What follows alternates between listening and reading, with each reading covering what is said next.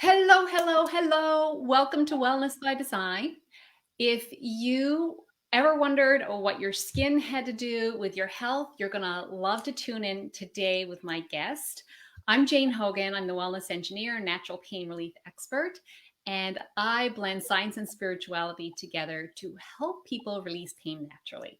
This show, Wellness by Design, is all about intentionally designing your life so that you can let go of pain and inflammation and then just be free to be the most wonderful, fine version of yourself. So, this show today, I'm so excited to welcome our guest, Dr. Keira Barr. Keira, welcome. Thank you. I'm excited to be here. I'm really excited to have you. I know you've got a lot of great things to share with my audience. So, I'm going to read your bio because it's quite amazing. The first line sounds like me I blending know that's exactly. I was like, oh, we are so aligned. blending science with soul. Dr. Keira Barr turns conventional methodologies on their heads so midlife women can feel comfortable in their bodies and love the skin they're in. Dr. Barr creates a bridge between hormones, skin, and mind body medicine to optimize women's midlife experience. A fierce patient advocate, Dr. Barr empowers women worldwide to take control of their health and their hormones in menopause. She's an international speaker, best-selling author, clinical educator, and considered a leading authority on women's health. As a former assistant clinical professor at UC Davis in the departments of dermatology and pathology, editorial reviewer of multiple leading medical journals, medical advisor within the personal care and tech communities, and researcher in clinical trials, Dr. Barr is dedicated to providing the most cutting edge and innovative solutions for women.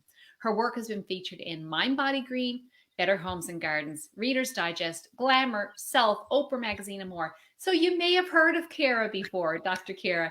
So what an amazing bio, and I'm just so thrilled to have you as a guest today.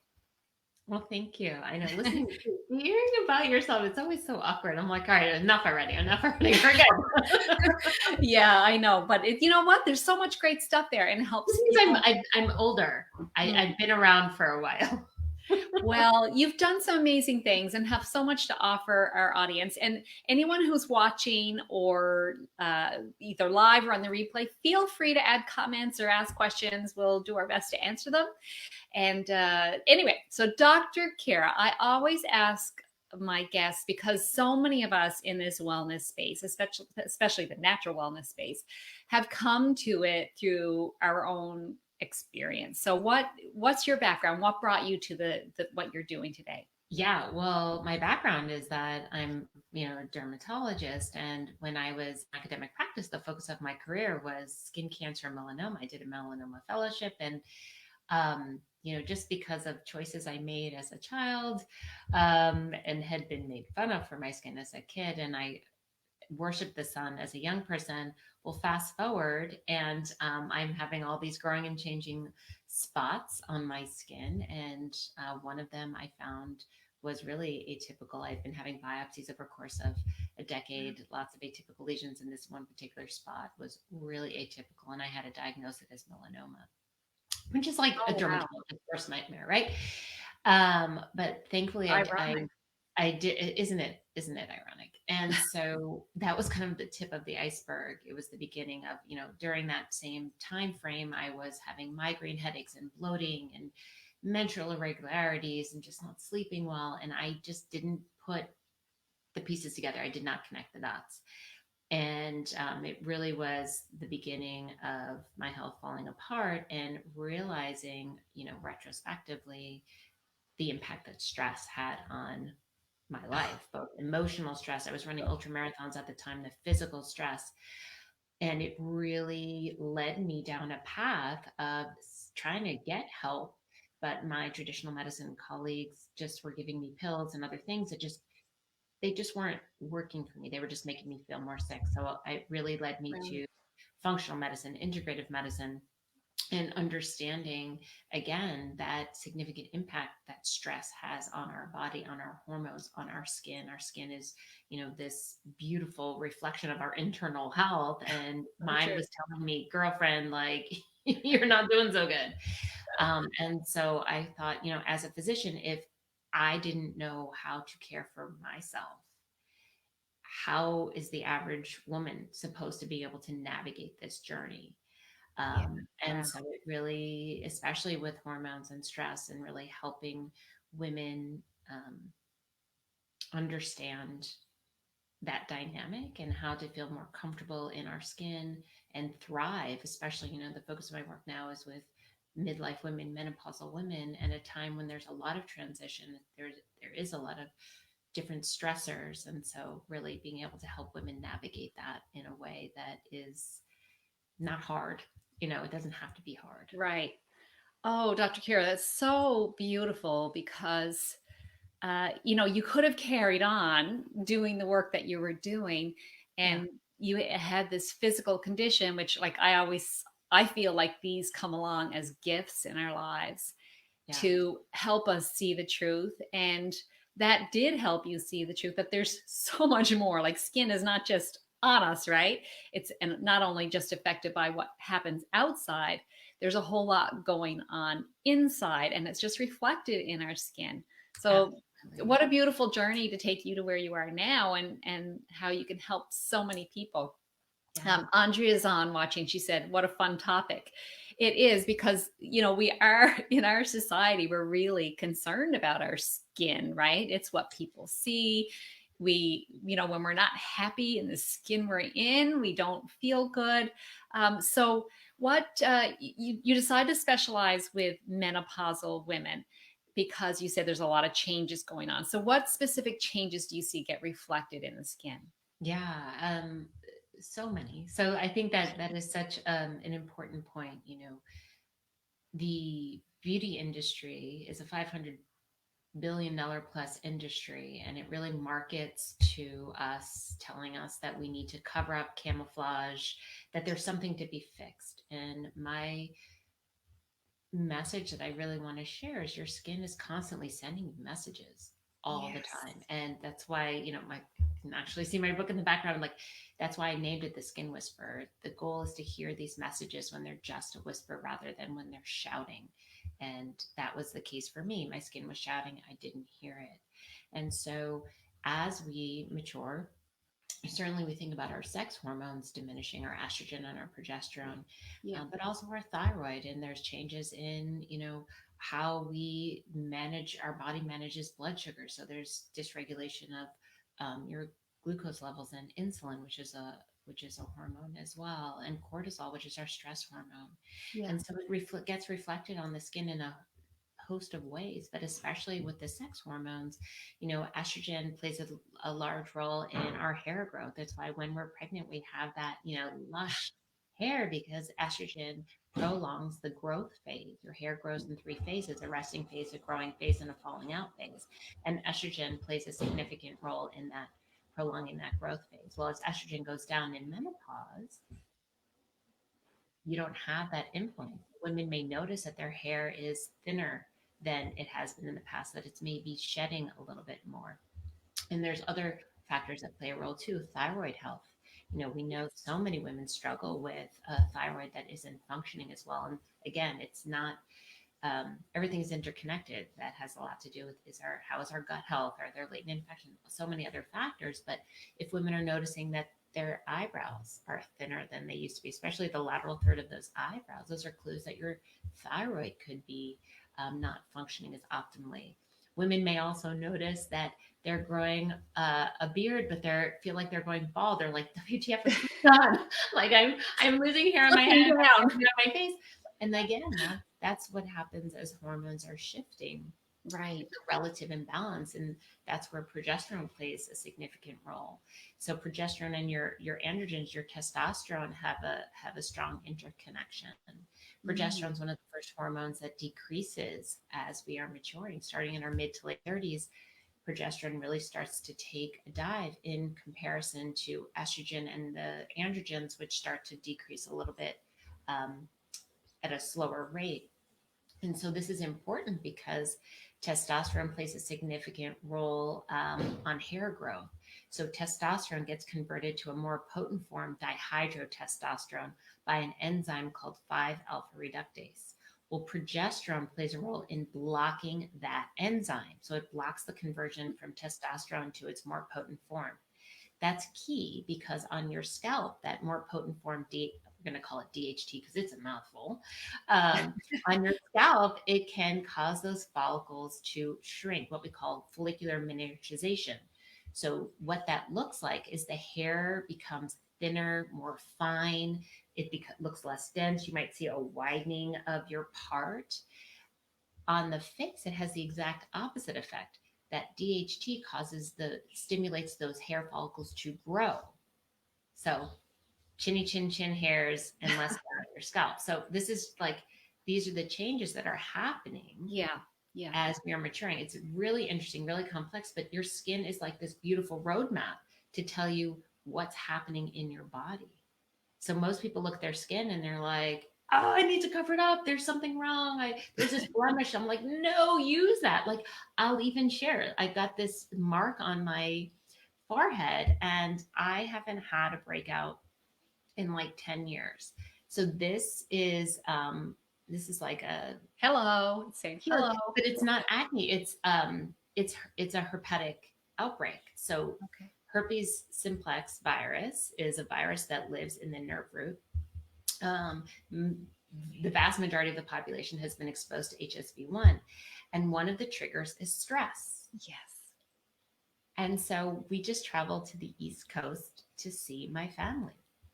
And as much as I love my family, I did not realize that seeing them and having to interact like clearly was a source of stress. And I just chuckled to myself when I start to feel that tingly kind of itchy sensation. I was like, Oh, yeah.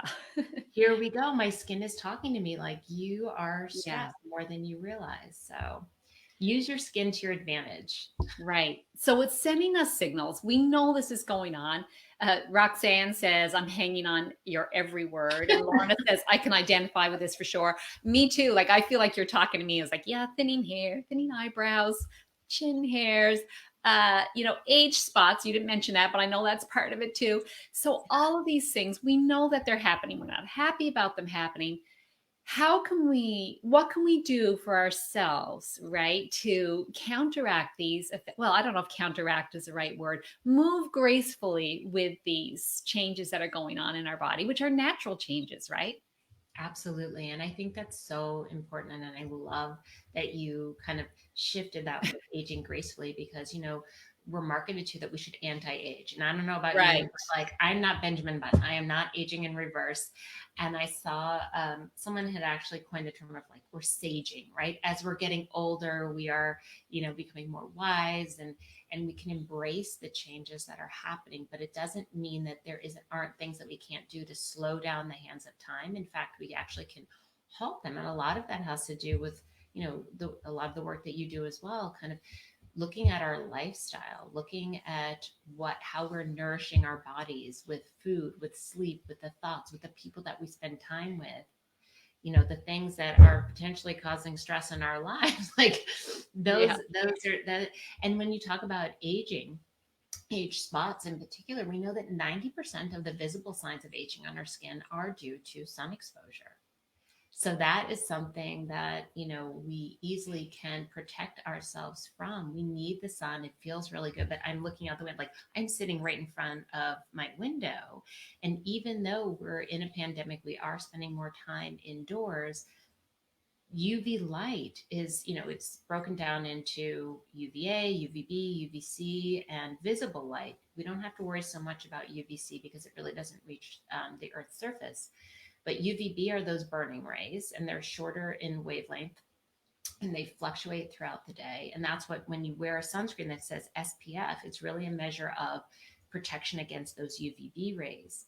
Why I mentioned window glass is that the UVA rays, which are longer wavelength, they penetrate the skin deeper. They can impact that collagen and elastin that gives the skin that youthful look, and it can break it down and cause what we, changes. It penetrates window glass. So even though you're indoors, you're actually getting sun exposure if you're sitting in front of the window. More than that, we're sitting in front of a computer. So visible light, blue light, studies have shown also that blue light can impact our skin, contributing to pigmentation and, you know, affecting the collagen and the elastin. So even if you're indoors, wearing a moisturizer that has some protection in it is important. So that's, you know, and then, you know, eating well, you know, we know that sugar, added sugar, refined carbohydrates can impact our skin significantly by creating something called ages. Ages age you, and ages stand for accelerated glycation end products. And these glycation end products, they basically bind to your collagen and elastin, making them, you know, very inflexible, friable to break down. And so that's what's contributing to skin sagging, fine lines, and wrinkles as we mature. Mm. We just had a comment there from Roxanne who said, "I'm doomed." Oh Now, no! I'm sure she's not No, doomed. you're not. No, you're not. Can you reassure Roxanne? Roxanne, you are absolutely not doomed. And so that's the beautiful thing, right? Your skin is sending you messages. You can look in the mirror and you can, like I was just commenting, like, I've got dark circles under my eyes. I have not been sleeping well. And why is that? Well, I'm not really honoring my, you know, what I set out for myself, like getting off my screens, you know, wearing my blue blocking glasses, winding down before bed. And like the last couple of nights of, you know, having traveled and I was, didn't respect that, like watching TV and doing other things. And lo and behold, here we are. So there's an opportunity to take what you see and be like, okay, what's the one thing that I can do in the next couple of days to help support myself? And then you just layer on, right? You just layer on to that. It's never too late. Dr. Keira, I love the way you call that an opportunity, right? There's all these opportunities open to us to do something for ourselves. And as you said, it doesn't have to be gigantic leaps. It can just be these little steps. Just commit to one little thing that you're going to do for yourself, which is beautiful. Roxanne said, LOL, should I wear, I'll put this on the screen, should I wear a cream with sunscreen all day while working online? And I think that's what you said, right, Keira? Yeah. So what's interesting too is, and we're one that's tinted, that has, especially if you're working on a computer. So iron oxides, which help create that tint and tinted your foundation or your makeups and in the tinted moisturizers with sunscreen, because the iron oxides have been shown to protect against the blue light. So wearing a moisturizer that has SPF, ideally 30 plus, with tint with the iron oxides to protect both against the visible light and the UV light coming through. That is such a great tip. I have not been wearing any sunscreen, working indoors. So this is definitely something I didn't know that about blue light. So that's my one little thing I'm going to be doing for myself in the next little while. So what about like when you're working with people, do you recommend any supplementation or anything like that for the skin, like collagen, that kind of thing? Yeah, so it's interesting. Collagen is an interesting one. And I think a lot of it has to do with the formulation. Is it hydrolyzed collagen? What is someone's gut health? Are they going to be able to absorb it and assimilate it? So I think it's a little bit more complex. And so Okay. I really love focusing on whole foods diet, really nourishing our bodies with food. But our food supply isn't necessarily as robust in the nutrients as it had been before. So there are certain supplements depending on someone's needs, but certainly vitamin D is important, not just for our mental well-being, for our immunity, for our bones, but for skin health as well. And there are certain, especially for the menopausal ladies, looking at what is their hormone metabolism. So there are certain supplements like diindolylmethane or indole 3 carbinol that may be necessary to help with metabolizing their hormones as well. But there are certain, green tea is a wonderful um, uh, to drink it, but also it comes in supplement form. It also comes in topical form because green tea has something called catechins, EGCG, which is it's a plant chemical that has shown to be anti-inflammatory, has anti-carcinogenic effects, and it Wow. really can be beneficial for the skin. So, switching, I mean, I'm a big fan of coffee, although this is decaf. Although the study, but yet that being said, the studies for skin cancer prevention have shown caffeinated coffee. So don't give up. You don't have to give up your coffee for your skin health. Make sure you're hydrating as well. But green tea is a wonderful supplement to that if you want to transition between green tea and coffee, because green tea has been used. We use it in rosacea, we use it in acne, but it also has been shown for skin cancer prevention as well. And as we're heading into warmer weather, that's really important to be aware, because skin cancer is the most prevalent cancer essentially Yeah. worldwide. It's the most preventable, the most ignored.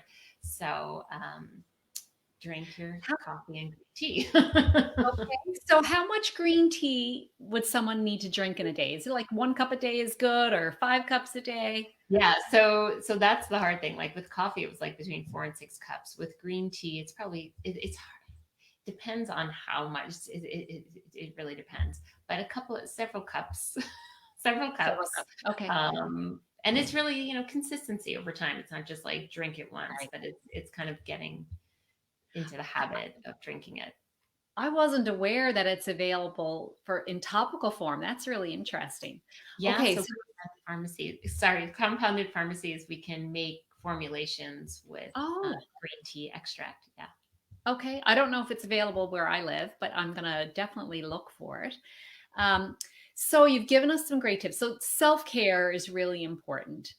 Paying Yes. attention, well, paying attention to our body, but our skin is like, look at it. This is, I'm talking to you. So skin Yeah, and hair, which is a reflection of our skin as well, right?